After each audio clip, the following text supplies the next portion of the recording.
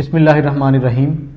आज के अखबारात को देख के ये दोबारा से लग रहा है कि काफ़ी दिनों से अखबारात की ख़बरें एक ही नोयत की आ रही हैं। मैंने कल भी ये कहा था कि सेनेट इलेक्शन के बारे में ख़बरें टॉप और लीड स्टोरी के तौर पे छप रही हैं।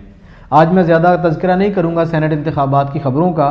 आज मैं कुछ छोटी छोटी ख़बरें आपसे शेयर करना चाहता हूँ। सबसे पहली ख़बर लेते हैं मरीम नवाज़ की। मरीम नवाज़ कल इस्लामाबाद में गई, वहाँ पर लापता अफराद के लवाहिकीन ने धरना दिया हुआ था। वो उस धरने में जा पहुँची। जाहिर है ये सियासी पॉइंट स्कोरिंग थी। उन्होंने वहाँ पर जाके उनसे इजहार यकजहती किया और लापता अफराद की तलाश के लिए और बेहिसी पर उन्होंने आवाज़ बुलंद की, उनकी आवाज़ में आवाज़ मिलाई। उनका ये मौक़िफ़ हुकूमत की तरफ से जब जवाब आया इस मौक़िफ़ का, मरीम नवाज़ के वहाँ जाने का, तो शहबाज गिल का बयान बड़ा वैलिड है। शहबाज गिल ने यह बयान दिया कि मरीम नवाज़ कभी सानिया मॉडल टाउन के मुतासरीन के घरों में भी जाएं, उनके दुख में भी बराबर की शरीक हों। ये एक इशारा था, तंज़िया इशारा था मुस्लिम लीग नून की हुकूमत पर। एक कलक है, सानिया मॉडल टाउन 2014 में लाहौर में रूनुमा हुआ था, जिसमें मिनहाजुल कुरान और ताहिरुल कादरी के फॉलोअर्स 14 लोग शहीद हुए थे। इस सानहे पर अभी तक कोई फैसला नहीं हो सका। हुकूमत ने, अब जो हुकूमत है पीटीआई की, इन्होंने हुकूमत में आने से पहले इस पे बहुत बड़े बड़े दावे किए थे, लेकिन ये भी कुछ नहीं कर सके और केसेस जाहिर है अदालतों में हैं। हाई कोर्ट इस पे बातचीत देख रही है, डिटेल बहस जारी है, इस्तिगासा भी चल रहा है, JIT पे भी बहस हो रही है। लेकिन ये अदालती मामला होने के बावजूद शहबाज गिल का ये मरीम नवाज़ को कहना बिल्कुल बजा है कि आप कभी सानिया मॉडल टाउन के मुतासरीन के घरों में भी जाएं। दूसरी खबर जी, फवाद चौधरी साहब का बयान एक बड़ा अहम सामने आया है। ये वफाकी वजीर साइंस एंड टेक्नोलॉजी हैं। कल इस्लामाबाद में फातिमा जिन्ना यूनिवर्सिटी में ये मेहमान ख़ुसूसी के तौर पे गए थे। वहाँ पे तालिबात के एक इज्तिमा से उन्होंने खिताब किया। इस मौके पे फवाद चौधरी ने कहा कि टेक्नोलॉजी को सबसे ज़्यादा झटका हमारी अदलिया की तरफ से लगा है। वजीर साइंस एंड टेक्नोलॉजी का ये कहना है कि टेक्नोलॉजी के मामलात पर मैं जजेस से दरख्वास्त करूंगा कि आप केसेस को ना सुना करें। उन्होंने ये कहा कि दुनिया भर में ग्लोबल विलेज बनते हुए दुनिया को ये जो टेक्नोलॉजी की जदीदियत आ रही है, जो जदीद ऐप्स हैं, व्हाट्सएप है, फेसबुक है, गूगल है और दीगर जो जिसमें टिकटॉक भी शामिल है, इन सारी, इंस्टाग्राम है, इन सारी चीज़ों का उन्होंने तज़किरा किया और कहा कि अब ये हर ऐप एक एक मुल्क की नोयत इख्तियार कर चुकी है। जैसे हम मुल्कों से ताल्लुकात रखते हैं, इसी तरह हमें इन ऐप्स के साथ और जदीद टेक्नोलॉजी के साथ ताल्लुक़ रखना चाहिए। हमारी अदलिया छोटे छोटे केसेस सुनकर उन पर फैसला करती है। उनका इशारा टिकटॉक पर पाबंदी के खिलाफ था। उनका ये कहना है कि फिर ये ऐप्स और इनके चलाने वाले और टेक्नोलॉजी पर जिनकी महारत है, जिनका कब्जा है, जो यूरोप और मगरिब के लोग हैं, इवन के हिंदुस्तान के कुछ लोगों का, फिर वो हमें इसमें नुकसान देते हैं। टेक्नोलॉजी के हवाले से हमारी अदलिया को ज़रा मोहतात रवैया इख्तियार करना चाहिए। हर तरह के छोटे छोटे केसेस को सुनकर उस पर फैसला नहीं देना चाहिए। जजेस से उन्होंने बाकायदा कहा है कि मैं हाथ जोड़ के कहता हूं कि आप टेक्नोलॉजी के मुतालिक केसेस ना सुना करें। यह बड़ा दिलचस्प बयान फवाद चौधरी का सामने आया है।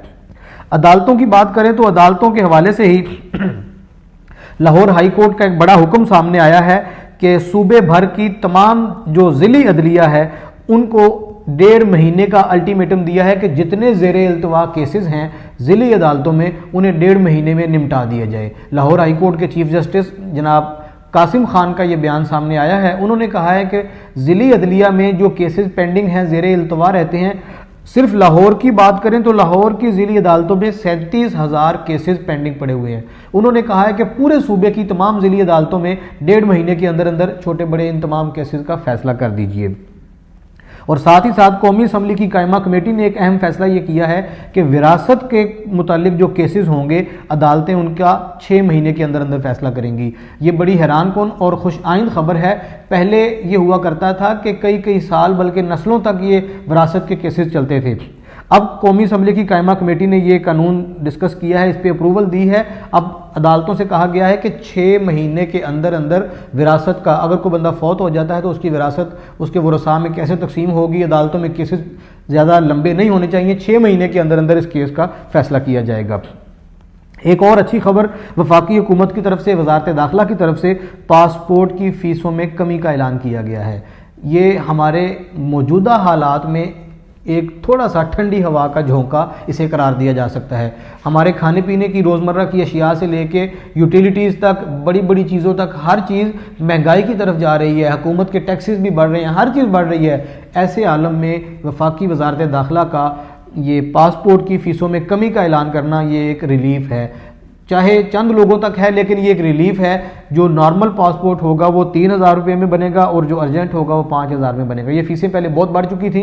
वफाकी वजारत दाखिला ने दोबारा से इनमें कमी का ऐलान कर दिया है। 17 फरवरी यानी कि कल से इन पर अमल दरामद शुरू हो गया है। आज से ये कम फीस पे पासपोर्ट बनेगा।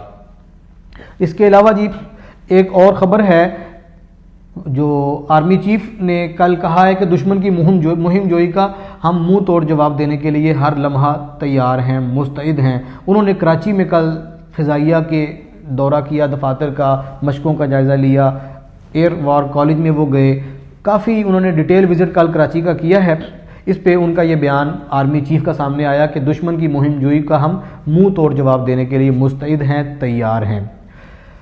और जो लापता अफराद जिनका मैंने आगाज़ में ज़िक्र किया, जो धरना दे के बैठे हैं, उनसे वफाकी वज़रा मिले हैं लेकिन वो मुतमईन नहीं हुए। उन्होंने कहा है वज़ीर आज़म यहाँ क्यों नहीं आते। वज़ीर आज़म का ये मौक़िफ़ सामने आया कि हमारे दौर में कोई जबरी गुमशुदगी नहीं हुई, ये पिछली गुमशुदगियाँ हैं, हम उन पर कानून बना रहे हैं और अनकरीब हम उस पर फ़ैसला कर लेंगे, लोगों को रिलीफ देंगे।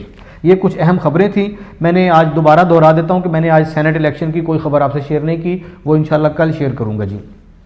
कॉलमों का तज़किरा करते हैं तो कॉलम सबसे पहले जनाब रोज़नामा एक्सप्रेस में जावेद चौधरी साहब का कॉलम है सेनेट इलेक्शन पर, अगर ये इलेक्शन न्यूट्रल हो गए। ये कॉलम जावेद चौधरी ने बड़ा डिटेल लिखा है कि हालात और जो पार्टियों के अंदर टिकटों की तकसीम से लेके इलेक्शन कमीशन के मामला तक और हुकूमत को मुस्तकबिल में किन किन खदशात का सामना है, ये सारी चीज़ें जावेद चौधरी ने अपने आज के कॉलम में डिस्कस की हैं। उन्वान है अगर ये इलेक्शन न्यूट्रल हो गए। उसके बाद जी रोज़नामा 92 में कॉलम है हारून रशीद साहब का, उन्वान है कब तक। हारून रशीद साहब अपने दौर से लेके यानी अपने ज़माने से वो अब तक सारी चीज़ें लिख रहे हैं कि जब से हमने होश संभाला है हमने सियासत और दीगर मामलात में क्या क्या मायूसियाँ देखी हैं, और वो कहते हैं कि कब तक ये सारा कुछ ऐसे ही चलता रहेगा। उनके कॉलम का पहला जुमला है कब तक, आखिर कब तक आजमाए हुओं से उम्मीद वाबस्ता की जाएगी। उनका इशारा है हुक्मरानों की तरफ। जो भी तबका इक़्तिदार में आता है किसी भी जमात से, वो बाद में एक ही रंग इख्तियार कर लेता है। बड़ा एक हिस्टोरिकल कॉलम उन्होंने लिखा है आज। उसके साथ दूसरा कॉलम है जी औरिया मकबूल जान साहब का। औरिया मकबूल जान ने अपना, उनका एक रिवायती मौजू है, उस पर उन्हें महारत भी हासिल है। उस पर कॉलम लिखा है यहूदियों की सरजमीन अरब पर वापसी। ये हमारी इस्लामिक और अरब हिस्ट्री पर बड़ा रिच कॉलम है, बड़ा मालूमाती है, बड़े हवाले इसमें दिए गए हैं और डिटेल कॉलम है यहूदियों के और अरब के ताल्लुकात पर और इनकी तारीख़ कितनी पुरानी है। एक और कॉलम रोज़नामा 92 में नौजवान सहाफ़ी हैं असदुल्ला खान, ये बेसिकली रिपोर्टर हैं, एंकर हैं। इन्होंने बड़ा ज़बरदस्त कॉलम लिखा है मालूमाती सेनेट इलेक्शन के उम्मीदवारों के हवाले से। उन्वान बांधा है, आप उन्वान से समझ जाएंगे, सैफ खोखर की जेब में पीटीआई के 35 MPA। मुस्लिम लीग नून के लाहौर से MPA हैं सैफुल मुलूक खोखर, ये इनके भाई अफजल खोखर MNA हैं। लाहौर के खोखर बरादरान बहुत मशहूर हैं, पिछले दिनों इनका घर भी गिराया गया, ये खबरों में बड़े इन रहे।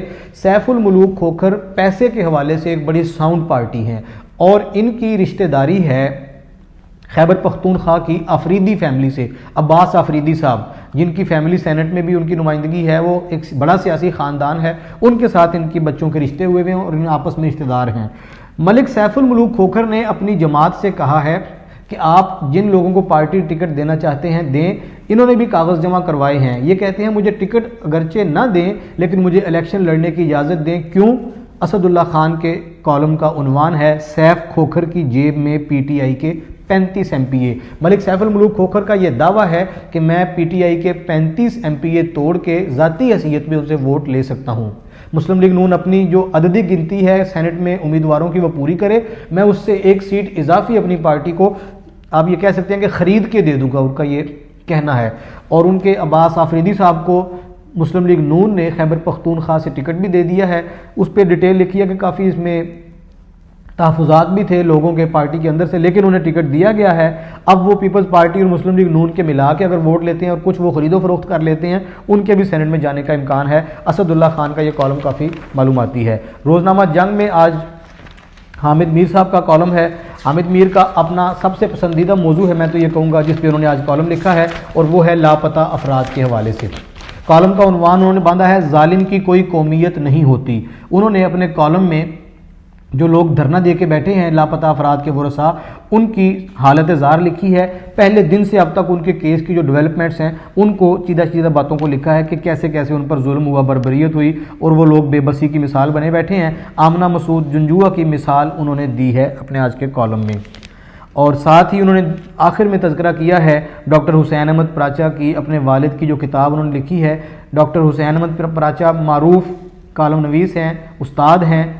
उन्होंने एक किताब लिखी है मौलाना गुलजार अहमद मुजाहिरी, अपने वालिद मोहतरम की जेल डायरी। जब वो जेल में थे उस डायरी को उन्होंने छापा है, शाया किया, उस पर हामिद मीर ने तज़किरा किया है। रोज़नामा जंग में ही महमूद शाम साहब सीनियर सहाफ़ी, उन्होंने कॉलम लिखा है वज़ीर ख़जाना अक्सर गैर सियासी क्यों। अभी हफीज़ शेख साहब वज़ीर ख़जाना हैं, वो भी गैर सियासी हैं। इस चीज़ को लेके उन्होंने पाकिस्तान बनने से अब तक की स्टोरी लिखी है। महमूद शाम साहब ने लिखा है कि जितना मेरी और पाकिस्तान की उम्र बराबर है, तो उन्होंने पूरी तारीख लिखी है कि हर वज़ीर ख़जाना तकरीबन गैर सियासी ही रहा है। ये बड़ा दिलचस्प कॉलम इस हवाले से है। और आखिरी मैं जो कॉलम जिक्र करना चाहूँगा वो एक मारूफ हमारे लाहौर के कॉलम नवीस हैं अफजाल रेहान साहब। उन्होंने जो बाइडन की हुकूमत को दरपेश चैलेंजेस के हवाले से एक डिफरेंट कॉलम लिखा है, अमेरिका की सियासत और अमेरिका के मामलात को डिस्कस किया है अफजाल रेहान साहब ने। ये आज के कुछ कॉलमों और अखबार की खबरों का तज़किरा था। शुक्रिया।